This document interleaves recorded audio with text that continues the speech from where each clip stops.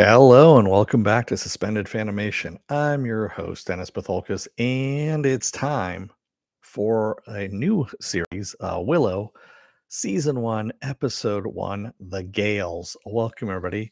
Let me take care of some business first, and we'll get down to it. If you like what you see here, like, share, and subscribe. If you're still on the fence about subscribing, take a look at the video that pops up at the very end here. YouTube takes the algorithms of all the stuff you've been watching and tries to match it as best as possible to one of the videos in my vast video library and pops it up here just for you.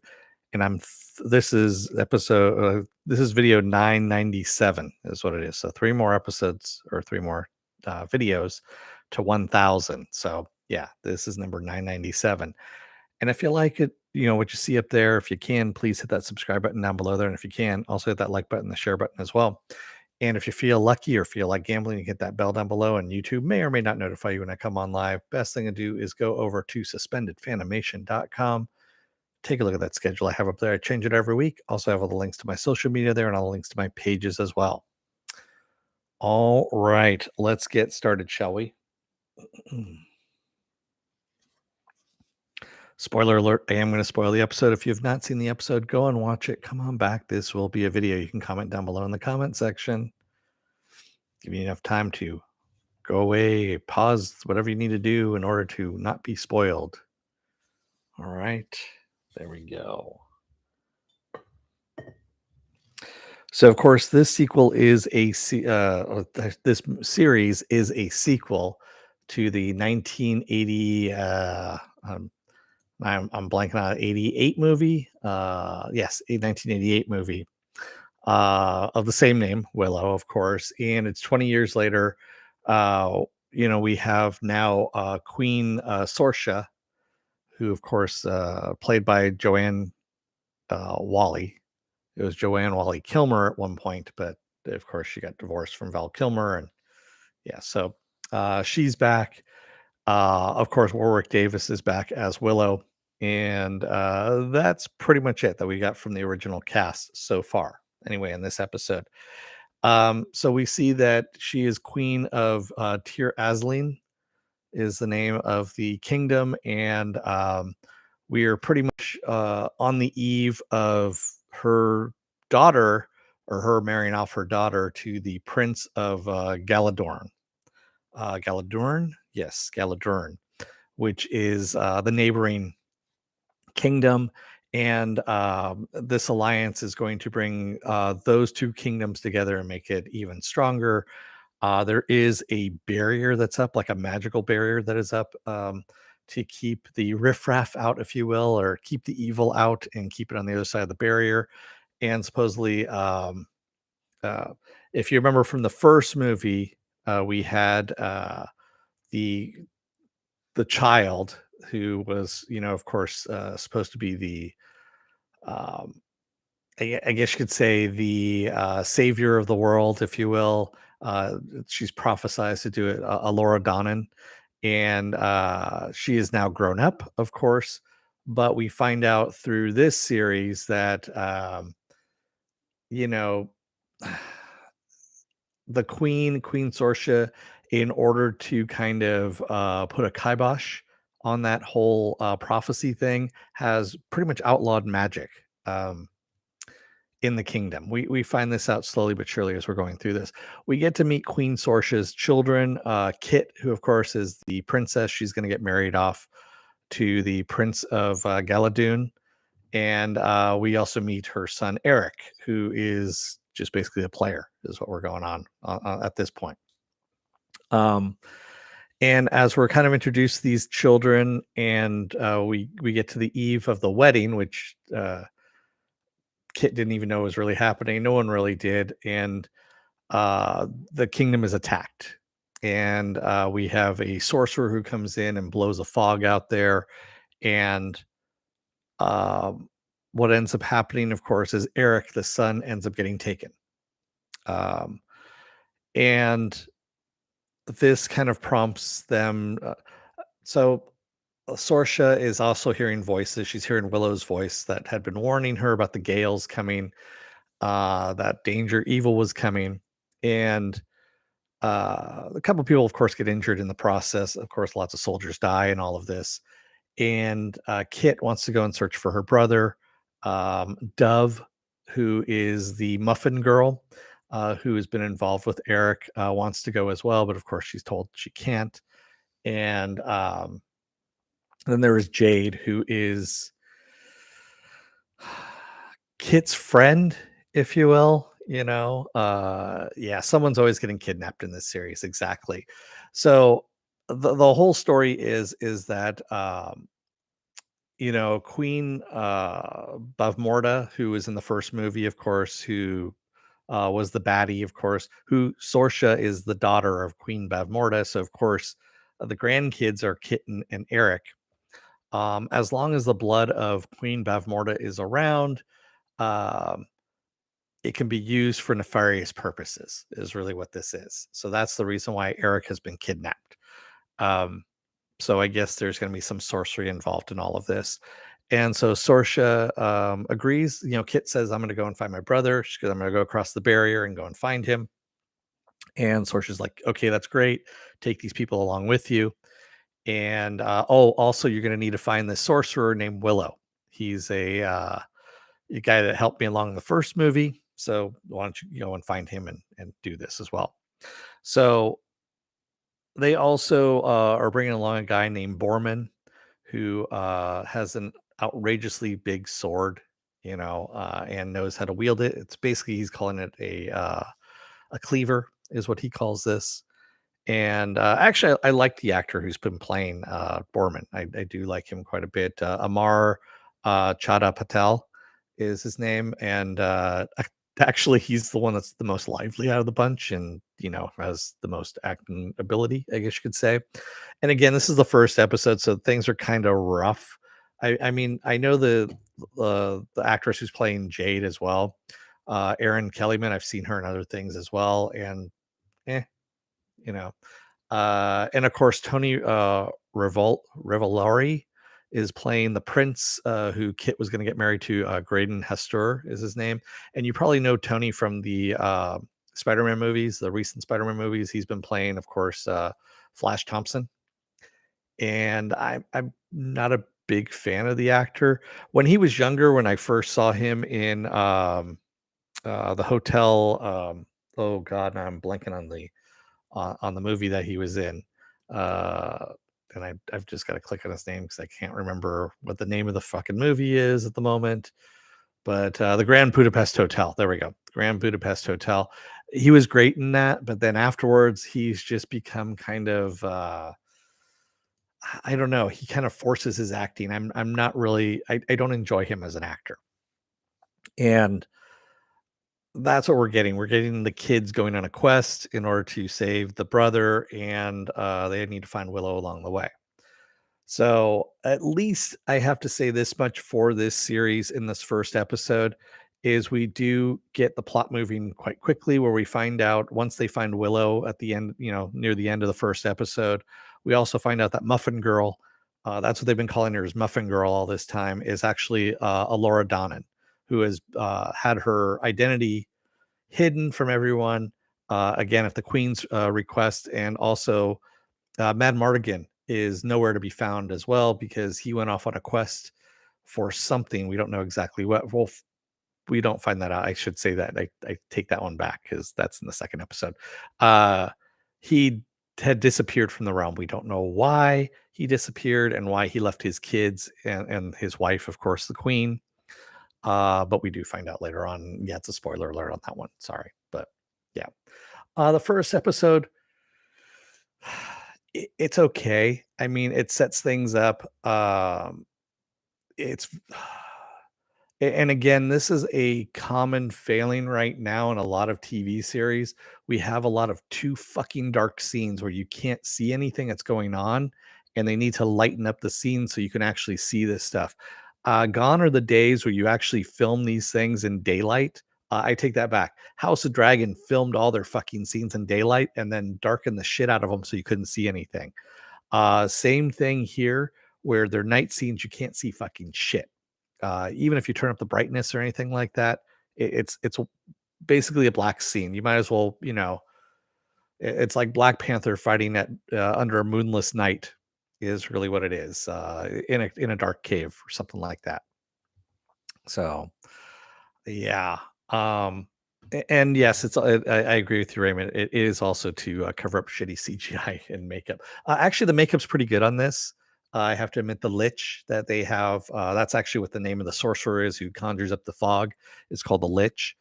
Is pretty good practical makeup. I like that. The big guy who had the cage over his head, who was just throwing soldiers around. I like the design of that character as well. Um, the shapeshifter who was morphing in and out of animal forms and stuff like that. Eh, the design I've seen before. It's like okay, that's okay. But I mean, granted, the guy with the cage on his head, I've seen that design before as well. But then again, if you played any kind of video games in the last 20 years, you've seen all these designs before, or some variation of them. There's really nothing new in that. So I agree with that. And yes, Raymond, Val Kilmer supposedly is in the show in a cameo, from what I understand. But yes, it's because of his throat. So he's been doing very, very, very, very little acting. So but yeah, that's where we're at on this. So the first episode isn't bad. The writing is very laissez-faire, shall we say? And again, this is written by. So the first movie, of course, Lawrence Kasdan had a role in this, and his son Jonathan Kasdan is the creator of this series and also the writer for this. I believe this episode as well, if I'm not mistaken. Let me actually click on it real again. Yeah, Jonathan Kasdan is one of the writers. Yes, and John Bickerstaff is one of the staff writers. But still, it, there's kind of this. How shall I say it? Uh, Very kind of familiar dialogue, I guess you could say, that is not how people talk really.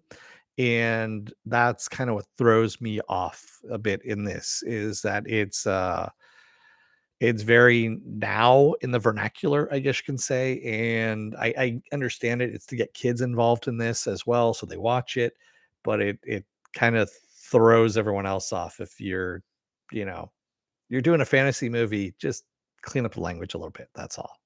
Not saying swear words or anything like that. I'm just saying, uh, don't make it so now with the vernacular. I agree with you, Raymond. It is very tropey. All this stuff does seem old hat, and this is something that I was kind of worried about with this series that it was going to be a kind of a rehash of the first movie all over again, only 20 years later, and the kids are going to be involved, and kind of what Jonathan Kasdan did with Ghostbusters Afterlife. Granted, he added a few little tweaks here and there for Ghostbusters Afterlife. It was a good nostalgic movie, great, but still at the same time, actually, I take that back. Jonathan Kasdan wasn't involved in that. That was Reitman's son.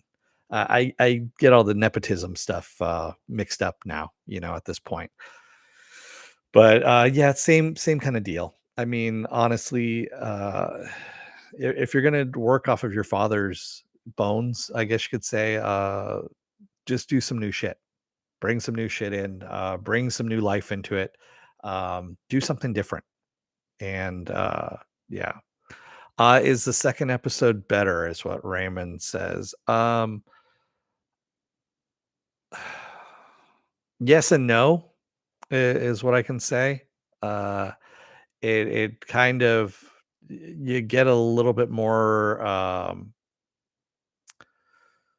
There is a little bit more movement on what was happening in the first episode, but yes and no. I'm kind of hoping that the third episode ties things in because of where it left off on the second episode. I think it might tie some stuff in. If it doesn't, it's going to be like so. Lawrence Kasdan, I think it should say Jonathan Kasdan. What has he worked on here? So Solo, a Star Wars story. Man, and I'm not a big fan of his. I'll say that right now. I just really am not. And here, let me actually go back to his writing credits here. IMDb kind of switched up their shit a little bit. So yeah, they really kind of fucked everything up here. But yeah, Solo: A Star Wars Story was not good. He is a director as well, so he's directed 3 things. And Rhodey's The First Time and In the Land of Women. So, okay. Yeah, just not great. Dawson's Creek, he wrote for Dawson's Creek and Freaks and Geeks. And Solo: A Star Wars Story was the biggest thing that he wrote for before doing Willow. So,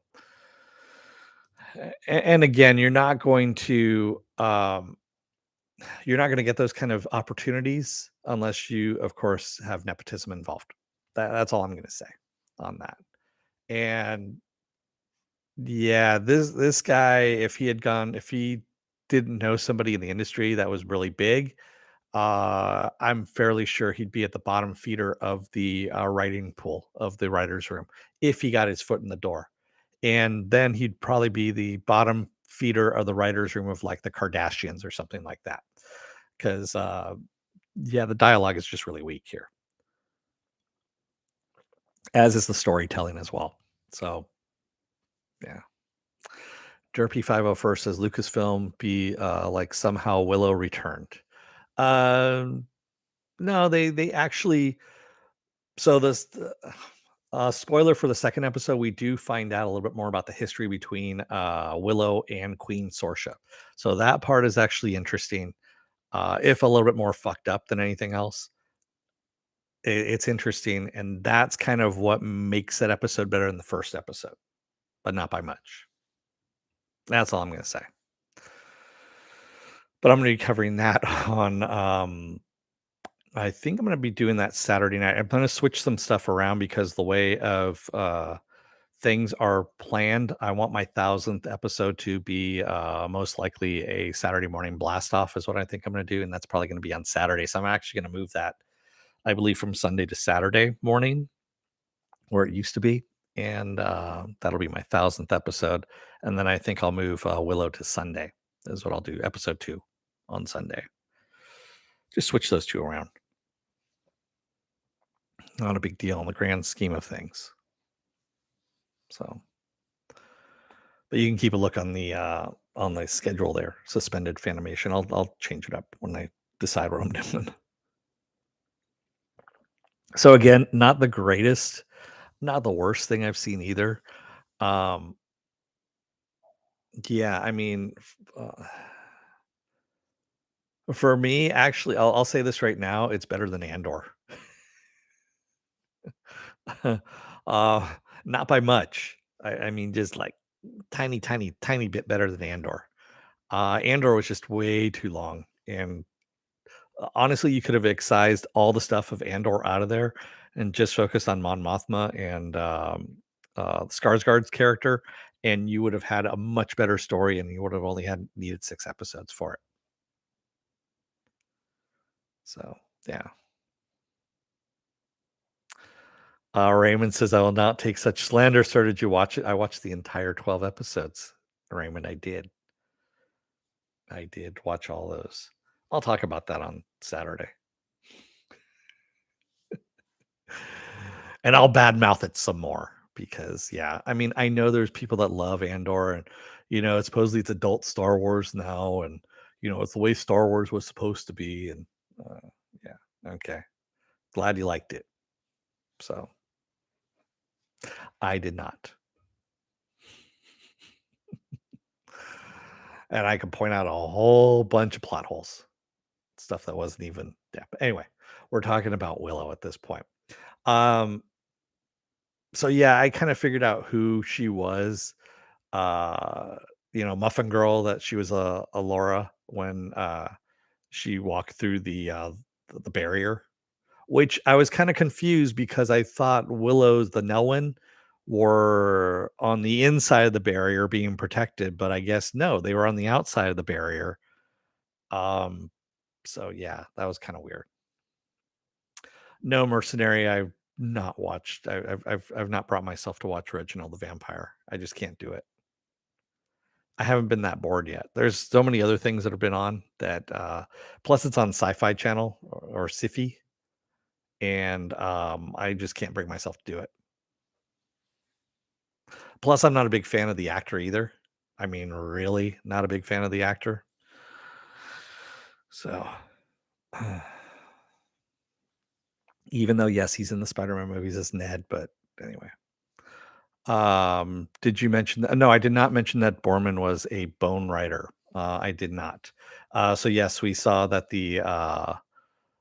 exactly, and it's not a bone writer. The bone reavers is what they're called. So yes, the bone reavers actually recognize them. They're like, "We thought you were dead," and he goes, "I don't know who you're talking about. I'm not." I mean, having conversations while on horseback, while you are flat out writing again. Where the fuck is this writing coming from? Yeah, it's some pretty horrible writing. But the yeah, the more I think about that first episode, the more I just kind of want to, there I can pick it apart a lot further than I need to, but I'm not going to. So it is what it is at this point. It's very mediocre, middle of the road. Yeah, actually, they were coming from the front, Raymond. So when he got shot from behind, and then they look in front of where the guy falls, because the arrow comes from his back out of his front, and they look where to the old man's front, and that's where the Bone Reavers are coming towards them from that end. And I'm like, wait, shouldn't the arrow have come that way and hit him in the chest? Nah, whatever. Yeah, there's some really weird stuff, like the horses jumping off the cliff into the water, and then they are walking, you know, the water is not that deep, obviously. So yeah, there was all kinds of weird shit in that first episode. But anyway, just leave it alone. Don't think about it any more than you have to. Just let it go. So with that said, what else do I have going on for the rest of this week? Well, tomorrow, that's right, tomorrow is going to be another episode of Is It Worth My Time? And this time around, it's going to be the Guardians of the Galaxy Holiday Special. That's right, I moved Is It Worth My Time to Thursday this week. I just had too much shit going on yesterday. It was originally going to be yesterday, but I just had too much shit going on. So that's going to be Thursday. Friday is going to be the season finale of The Peripheral, which I'm really looking forward to. I want to see where they're going to fucking leave this crazy thing off on. Saturday, like I said, is going to be most likely Saturday Morning Blast Off, where I take the genre news of the week. Any of your genre stuff you guys want to talk about, we talk about it. And then Sunday will be episode 2 of Willow. I'm going to cover that on Sunday. Then we come back around to Monday. I'm going to be off. Tuesday will be another episode of Is It Worth My Time? And I believe I'm going to be doing Wednesday. The Netflix series Wednesday is going to be on Tuesday. Yeah, there we go. And then, of course, we come back around to Wednesday with episode 3 of Willow. There we go.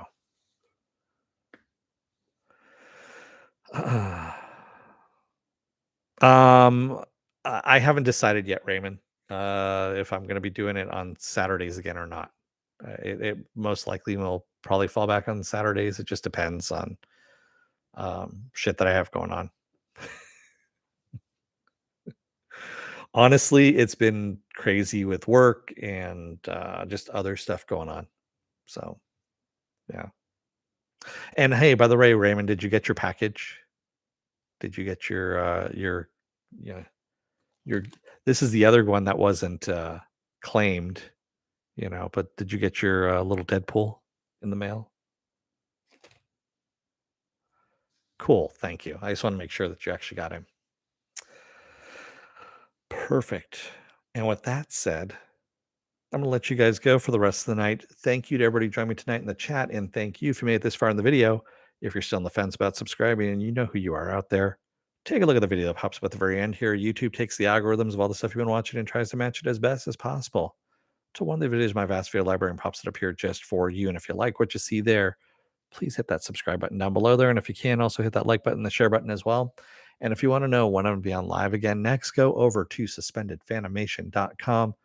Take a look at the schedule I have up there. I change it every week. Also have all the links to my social media and all the links to my pages as well. Oh, and I just want to give a shout out to my buddy Lem, who I went to the Fan Expo over the Thanksgiving weekend. It was here in San Francisco. I posted up some pictures. It was kind of a it was a really light little Comic Con kind of thing, and there were a few celebrities that were there that were signing stuff. So like Ming Na Wen was there, Giancarlo Esposito, Emily Swallow, who plays the armorer there. Cast of Smallville was there, minus of course Chloe because she's in jail. Things of that nature. So I posted up some pictures there. But my buddy actually got me, as you can see here, the armorer. And what you can't see is actually she signed it for me. Or well, actually, she signed it for him to give to me, and she said "Happy Birthday" on there because my birthday was fairly recently, and so that's signed by her on there. I also got some artwork. Uh, some original artwork at one of the panels I attended. I mean, it was okay. It just wasn't worth the money that I spent on it. That's all I'm going to say. But anyway, thanks everybody. I will see you again tomorrow. That's right, tomorrow for Is It Worth My Time? Until then, don't let the door hit your ass on the way out. Otherwise, you may end up getting hit from behind by an arrow, but the guys who shot the arrow are actually in front of you. So it's kind of a weird arrow that kind of whips around and I guess comes around from behind. And you got to be careful of those arrows. Maybe it was a Yondu arrow. Maybe it was the Yondu arrow from, before Yondu. Thanks, everybody. I will see you again tomorrow. Until then, stay safe, be well, take care, wear those masks, get those vaccine shots, get the boosters as well. It doesn't work with the boosters because there's still nasty shit going on around there. And stay safe out there, everyone. Thanks. Have a good rest of your night and see you tomorrow. Thanks, everyone. Have a good night.